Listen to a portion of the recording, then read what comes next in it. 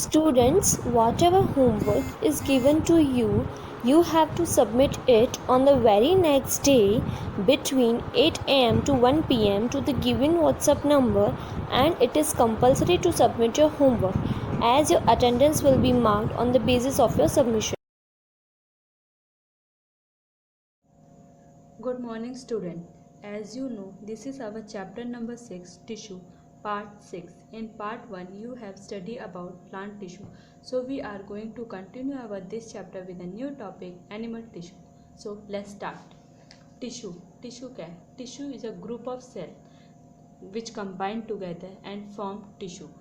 Basically animal tissue के types 8 types के बताएं, जैसे blood tissue, bone tissue, epithelial tissue, cartilage tissue, adipose tissue, nervous tissue, muscular tissue और connective tissue. ये सारे एनिमल्स टाइप्स ऑफ टिश्यू हैं. अब इनको हम एक एक लेके डीपली स्टडी करेंगे. So let's start. एनिमल है basically 4 type of tissue. Animal basically किस 4 टाइप्स में डिवाइड किया गया. पहला epithelium, connective, muscular tissue and nervous tissue. ये सारे 4 टाइप्स टिश्यू हैं एनिमल्स के. अब हम इनको एक एक करके डीपली स्टडी करेंगे. पहला आता है एपिथेलियन और epithelium tissue. It consist of single layer of cells. इसमें क्या होता है, सिंगल लेयर ऑफ सेल्स होते हैं. Blood vessels are absent. जो ब्लड का फ्लो होता है, वेसल्स होते हैं, वो बेसिकली इसमें एब्सेंट होते हैं. It cover all the organs. Organs means ये लाइक स्किन हो गया, माउथ हो गया, लाइनिंग ऑफ ब्लड वेसल्स हो गया, किडनी हो गया, tubules etcetera are made up of tissue. Epithelium tissue classify into 4 types. Basically इसको 4 टाइप्स में क्लासीफाई किया गया है एपिथेलियन टिश्यू को. The first one is squamous, second cuboidal, third columnar. Columnar is also known as ciliated epithelium tissue, and the fourth one is stratified epithelium tissue. So let's start classification of epithelial tissue. The first one is squamous epithelium tissue. Squamous epithelium. Squamous is defined as the cell arrangement end to end means tiles on floors. Tiles on floors means like arrangement. Squamous epithelium की arrangement कैसे होती है, tiles पे जैसे floor पे tiles की arrangement होती है, उसी फॉर्म में स्क्वेमस एपिथेलियम की भी अरेंजमेंट होती है. It form lining of cavity. Lining of cavity होता है जैसे कि माउथ में, इसोफेगस में, नोज में, एलोव्लाई में. इसमें क्या होता है, ये कहाँ फाउंड होते हैं, बेसिकली इनकी लाइनिंग होती है इन सब पार्ट्स में. It also found blood vessels. Blood vessels में भी फॉर्म होते हैं. Covering of tongue and skin. Covering of tongue और स्किन में भी हेल्प होते हैं. एपिथेलियम की अरेंजमेंट होती है मैनी लेयर्स में. Present wear and tear of the skin. ये क्या करते हैं, wearing and tearing of the skin के में भी प्रेजेंट होते हैं. And the second one is cubical epithelium. Cubical अपने आप में बता रहा है कि किस फॉर्म में होगा, क्यूब के फॉर्म में होगा. तो फर्स्ट पॉइंट है the cell of this tissue are cube in shape. It found in kidney में मिलता है, थायराइड वेसल्स में एंड इन ग्लैंड जैसे कि salivary gland, sweat gland etcetera. It also provide the mechanical support में this is the main function of cubical epithelium. Then it form germinal epithelium जैसे testis and ovaries में मिलता है. नीचे figure दिया गया है क्यूबिकल एपिथेलियम. क्यूबिकल बेसिकली आप देख रहे हैं सारी एक क्यूब के फॉर्म में गिवन है. जो नीचे वाला है उसको बोला गया बेसमेंट मेम्ब्रेन. उसके बाद कनेक्टिव टिश्यू, दो चीज़ों को कनेक्ट किया गया, उनको कनेक्टिव नाम दिया गया. और जो डार्क स्पॉट्स दिख रहे हैं आपको क्यूबिकल के सेंटर में, उसको न्यूक्लियस बोला गया. और जिस सेंटर में वो न्यूक्लियस है उसको बोला गया है cytoplasm. Then third one is columnar epithelium.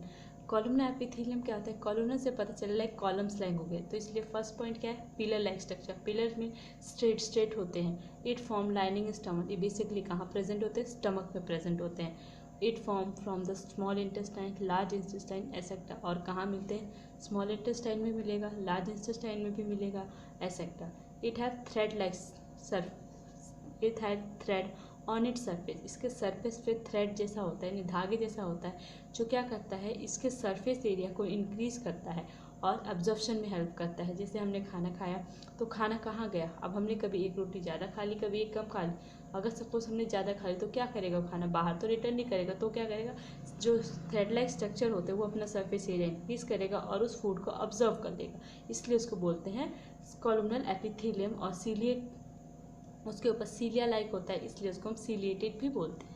Then the fourth one is stratified squamous epithelium. Stratified it consist squamous epithelium, जिसकी अरेंजमेंट होती है वो किसके वजह से होती है, स्क्वेमस एपिथेलियम अरेंजमेंट होती है। इट प्रेजेंट इन यूटिनरी और इसोफेगस में प्रेजेंट होता है। The third like 1, 2, 3 and 4 the arrangement of squamous epithelium layers के अरेंजमेंट के, and the black one is known as basement membrane. और जो आपको स्किन कलर का दिख रहा है जिसको बोला गया लैमिनार प्रोपेनिया, जो कि स्किन फॉर्म में है, इसको बेसिकली ये क्या होता है, ये थिन लेयर होती है और ये क्या करती है, म्यूकस प्रोड्यूस करती है, जो कि लाइनिंग को थोड़ा सा गीला और चिपचिपा रखती है।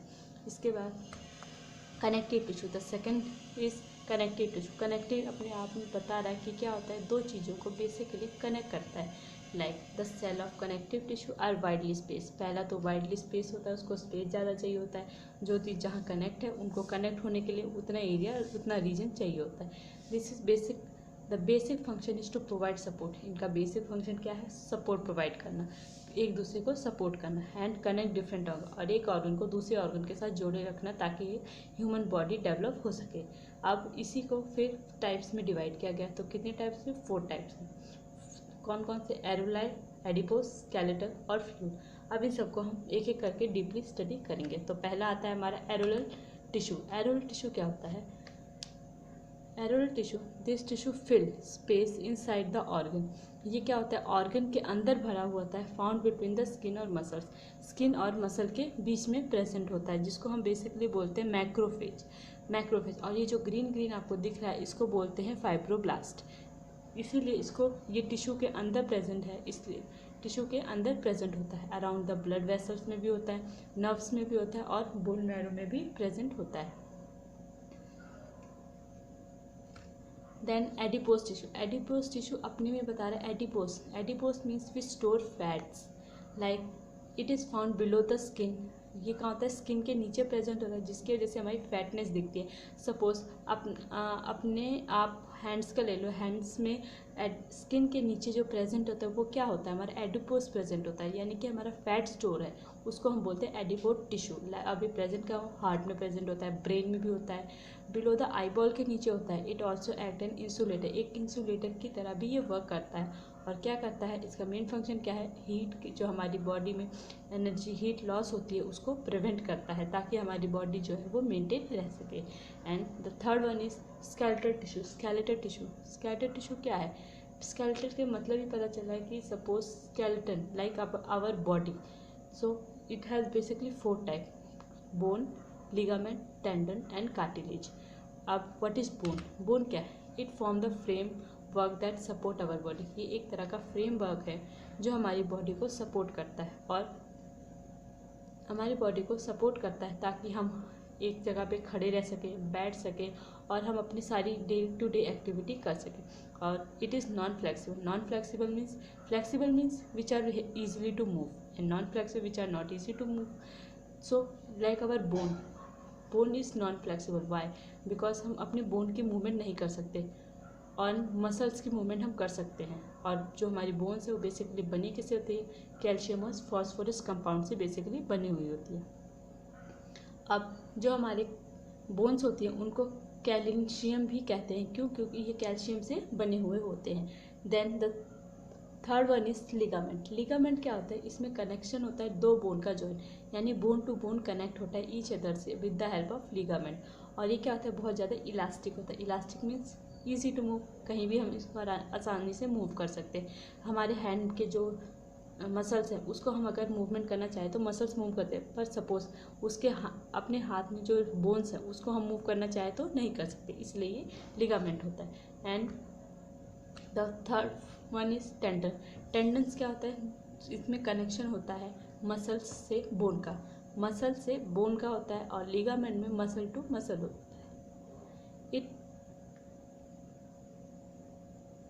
It is fibrous with a great strength and limit. ये किस फॉर्म में होता है, फाइब्रिक फॉर्म में होता है, यानी कि थ्रेड लाइक होता है, और क्या करता है, स्ट्रेंथ प्रोवाइड करता है, और लिमिटेड होता है, और लिमिटेड होता है। इसके बाद बंडल ऑफ, इसमें क्या होता है, जो थ्रेड होता है हमारा वो किस फॉर्म में, बंडल ऑफ कोलेजन फाइबर होता है। इसका फाइबर का नाम क्या है, कोलेजन फाइबर बोलते हैं, और फाइब्रोब्लास्टिक भी कहते हैं। जब जो फाइबर से एक जगह इकट्ठा हो जाए, उनका बंडल बन जाएगा, तो उसको हम बोलते हैं fibroblastic. The fourth one is cartilage. Cartilage से पता चला कि हड्डियों की बात की गई। तो क्या होता है, इट इज़ इलास्टिक होता है और it is less harder to other bone. ये जो अदर बोन के कंपेयर में थोड़ा कम हार्ड होता है। इट और इसमें क्या क्या होता है, protein, sugar. It present in knows, year and larynx. ये में कंपोज क्या होता है, प्रोटीन से बना होता है और शुगर से बना होता है। और ये बेसिकली प्रेजेंट कहाँ मिलेगा आपको, नोज में मिलेगा, लैरिंक्स में मिलेगा और अपने लिप्स के में भी मिलेगा। And then fluid vessel, fluid and vascular tissue. Fluid अपने आप में बता रहे like tendency to flow, which है टेंडेंसी टू फ्लो, उसको बोलते हैं fluid. But we are talking about blood here. Fluid means blood in the human body. Blood क्या होता है, blood help in transportation of many substance. बहुत सारी substance का ट्रांसपोर्टेशन करता है, जैसे गैस हो गया, हार्मोन्स हो गए, एसेक्ट्रा। और भी चीज़ें हैं जो एक जगह से दूसरी जगह पे ट्रांसफर करने में हेल्प करता है। कौन, हमारा ब्लड। अब blood has fluid matrix called. Fluid matrix होता है बेसिकली ब्लड में क्या क्या प्रेजेंट होता है, WBC, RBC और प्लेटलेट्स। और इसमें कंटेन क्या होता है, प्रोटीन, सॉल्ट एंड हार्मोन्स। इस ब्लड में हमारे प्रोटीन मिलते हैं, सॉल्ट्स मिलते हैं और हार्मोन्स मिलते हैं। अब फ्लूइड मैट्रिक्स को हम एक एक करके पढ़ते हैं, like WBC, RBC and platelet. तो पहले हम पढ़ते हैं RBC। RBC क्या होता है, बेसिकली रेड ब्लड सेल। अब रेड ब्लड सेल होता है, इट कंटेन रेड कलर होता है respiratory pigment called haemoglobin that help to transport of oxygen. Red blood cell नाम मीन्स अपने नाम में बता रहे हैं कि ये कैसा होगा, रेड इन कलर होगा। और कौन सा पिगमेंट होता है, हीमोग्लोबिन प्रेजेंट होता है, जिसकी वजह से हमारा जो RBC है वो रेड कलर दिखता है। और ये किस फॉर्म में दिखता है, हमें बाइकॉन्केव डिस्क शेप में दिखेगा। और इसमें न्यूक्लियस नहीं होता है और ये कैरी क्या करता है, ऑक्सीजन कैरी करता है। और इसके बीच में साइटोप्लाज्मा नहीं होता है। It contain cytoplasm containing. Then WBC क्या है, white blood cell, protect our body by harmful bacteria. Harmful bacteria means foreign particles. जैसे आप बीमार होने वाले हो, सपोज आपको कोल्ड होने लगे तो धीरे धीरे नोजिंग होती है, सीजिंग होती है, उसी को बोलते हैं WBC, जो हमारे फॉरेन पार्टिकल्स को अपने इनर ब्लड सेल है वो फाइट करने के लिए कैपेबल होते हैं कि हाँ आप आओगे तो हम आपको मार के भगा देंगे। इसको बोलते हैं WBC। Then platelet, it involve clotting of blood means suppose आप किसी प्लेग्राउंड में खेल रहे हो, खेलते खेलते आप गिर गए, इंजर हो गए, इंजरी की वजह से आपको चोट आई, ब्लड क्लॉटिंग होने लगे, खून निकलने लगे। एक टाइम पे खून निकला, थोड़ी देर तक किसी ने उसको प्रेस किया और वो खून का जो फ्लो है वो बंद हो गया। अब वो खून का फ्लो बंद क्यों हो गया, क्योंकि उसके ऊपर प्लेटलेट्स की लेयर्स आ गई। उस लेयर को हम बोलते हैं क्लॉटिंग ऑफ ब्लड्स, जो हमारे खून के फ्लो को रोक देती है। और उस पर जो ब्लैक ब्राउन जो भी लेयर आ जाती है थोड़ी देर बाद, उसको हम बोलते हैं platelets. Then muscular tissue basically क्या होता है, मसल से रिलेटेड है। तो ये कितने तरह के हैं, 3 टाइप्स के, stratified muscular tissue, smooth muscular tissue and cardiac muscular tissue. अब एक एक को पढ़ते हैं। पहले स्ट्रैटिफाइड मस्कुलर टिश्यू क्या होता है, और उसको स्केलेटल टिश्यू भी बोलते हैं। These muscles are attach to the skeleton by tendon कैसे अटैच होते हैं, ये टेंडन से अटैचमेंट्स होती है। These muscle get tired and needed, ये जो मसल्स होते हैं बेसिकली जल्दी टायर्ड हो जाते हैं और उनको आराम की ज़रूरत होती है। Cells of these are multinucleated and unbranched, इनके जो सेल्स होते हैं इनमें न्यूक्लियस बहुत ज़्यादा प्रेजेंट होता है, लेकिन इनको बोला गया मल्टी न्यूक्लिएटेड। और अनब्रांच होती है, यानी कि कहीं से भी निकल जाते हैं, ब्रांच फॉर्म में नहीं निकलेंगे। इट कंटेन स्पेशल प्रोटीन, इनमें एक तरह की स्पेशल प्रोटीन होती है, उनको क्या बोलते हैं, कॉन्ट्रैक्टाइल प्रोटीन बोलते हैं, जो किस लिए चाहिए होता है, कॉन्ट्रैक्शन और रिलैक्सेशन के मूवमेंट के लिए चाहिए होता है। और ये हमारे जैसे कि पैर हो गया, पैर हम चलते चलते थक जाते हैं, इसलिए इनको बोला गया कुछ देर बाद थक जाते हैं तो इनको क्या चाहिए होता है, रेस्ट चाहिए होता है। Then second is smooth muscular tissue क्या होता है, ये इनवॉलेंट्री होते हैं, इनवॉलेंट्री और यूनिन्यूक्लिएटेड और स्पिंडल शेप होते हैं। इनवॉलेंट्री का मतलब है कि जो हमारे कंट्रोल में ना हो, like involuntary which are not in our control. और यूनिन्यूक्लिएटेड स्पिंडल शेप्स होता है, स्पिंडल शेप मतलब बीच में मोटा होता है, साइड के कॉर्नर जो होते हैं एकदम नुकीले होते हैं, उनको स्पिंडल शेप बोलते हैं। और यूनिन्यूक्लिएटेड मतलब एक स्पिंडल में एक न्यूक्लियस होगा, उसको बोलते हैं यूनिन्यूक्लिएटेड। और मिलते कहाँ, स्टमक में मिलेगा, इंटेस्टाइन में मिलेगा, ब्रोंकाई में मिलेगा, आइरिस ऑफ आइस में मिलेगा।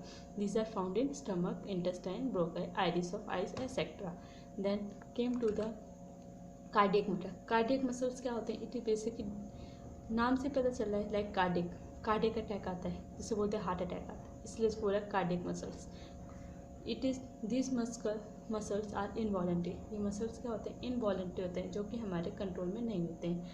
Also found in the wall of heart, और ये कहाँ मिलेंगे आपको, हार्ट के वॉल्स में मिलेंगे। इट इज़ यूनिन्यूक्लिएटेड, यूनिन्यूक्लिएटेड फिर बात हुई कि एक ब्रांच में एक न्यूक्लियस होगा, इसलिए उसको बोला गया यूनिन्यूक्लिएटेड, और ये ब्रांच फॉर्म में होते हैं। This muscle are rhythmic, rhythmic contraction और रिलैक्सेशन है, यानी कि जो हमारा ब्लड हार्ट होता है वो पंप इन आउट करता है, इसलिए इसको बोलते हैं कॉन्ट्रैक्शन और रिलैक्सेशन। और ये कब तक होता है, थ्रू आउट द लाइफ, जब तक आप जिंदा है कॉन्ट्रैक्शन और रिलैक्सेशन का फॉर्मेशन होता रहेगा, इसलिए इसको बोला गया throughout the life. Then nervous tissue, nervous tissue आता है, the cell of neural tissue are highly specialize, इसका जो सेल है वो हाईली स्पेशलाइज होता है फॉर बीइंग स्टिमुलेटेड करता है और ट्रांसमिट करता है स्टिमुलेशन टू वेरी रैपिड, एक प्लेस से दूसरी जगह तक बहुत जल्दी सिग्नल पहुंचाने का काम करता है कौन, nervous tissue. The brain and spinal cord and nerves are also compose of neural tissue, ये कहाँ प्रेजेंट है, ब्रेन में होता है, स्पाइनल कॉर्ड से न्यूरल टिश्यू तक कंपोज करता है कौन, nervous tissue. These cells of neural tissue that generate and conduct impulse are called as neurons and nerve tissue. ये न्यूरॉन टिश्यू जो है वो क्या करता है, जनरेट करता है, क्या इम्पल्स जनरेट करेगा, कहाँ से, न्यूरॉन और नर्व सेल्स में, ताकि हमें पता चल जाए कि हमारी बॉडी को कोई हार्मफुल इफेक्ट हो रहा है। सपोज आप एग्जांपल ले लो, आप कुछ गर्म चीज़ को टच कर रहे हो, तो वो गर्म चीज़ आपके फिंगर को टच हुई तो आपको पता तुरंत चल जाता है कि हाँ मैं जल गया। तो वो कैसे पता चला, ब्रेन को किसने खबर दी, न्यूरल टिश्यू ने खबर दी कि आपको आप जल गए हो, इसका फटाफट या तो आइस लगाओ या कुछ भी एलम लगाओ। तो ये होता है हमारा न्यूरल टिश्यू, जो हमें तुरंत स्टिमुलेट करता है, हमें अवेयर कर देता है कि उसको छोड़ दो, वो हॉट है। Then diagram of neural tissue, diagram of neural tissue basically इसमें क्या क्या है, डेंड्राइट्स है, न्यूक्लियस है, सेल बॉडी है, एक्सॉन है, माइसिलिन शीट है, नोड ऑफ ग्रैंडवाई है, direction of impulse, axon terminal और सिनेप्सिस है। अब डेंड्राइट्स क्या होते हैं, डेंड्राइट्स जो होते हैं that design to receive communication from cell, एक जगह से दूसरी जगह से कम्युनिकेट करते हैं, एक न्यूरॉन के साथ दूसरे न्यूरॉन के अटैचमेंट होते हैं, उनको बोला गया है dendrite. They are resemble like tree structure, इनका शेप देख के नहीं लगता कि इनके ऊपर पेड़ बने हुए हैं, तो इसलिए इनको बोला गया कैसे रिजेंबल होते हैं, ट्री के फॉर्म में रिजेंबल होते हैं। फिर the second one is nucleus, nucleus क्या होता है, न्यूरॉन होता है एंड ओवल शेप में मिलता है, किस फॉर्म में, ओवल शेप में, मेम्ब्रेन बाउंडेड स्ट्रक्चर होता है। फाउंड सोमा, सोमा क्या होता है, सोमा हम बॉडी को बोलते हैं, सोमा बोलो या बॉडी, दोनों का मतलब एक है, इसलिए सोमा ऑफ न्यूरॉन किस में मिलेगा, न्यूरॉन में मिलेगा। इट कंटेन न्यूक्लियस प्रेजेंट होता है and chromosome and produce of protein within the cell, और प्रोटीन प्रोड्यूस करेगा कहाँ पे, within the cell. Then फिर came to cell body, cell body क्या है, cell body call as soma, cell body is call as soma. Spherical part होता है neuron का दैट कंटेन द न्यूक्लियस, इसमें क्या होता है, न्यूक्लियस प्रेजेंट होता है, इसलिए उसको हम बोलते हैं सेल बॉडी, जो कनेक्ट करता है डेंड्राइट्स को being informative to neuron, information देता है न्यूरॉन तक।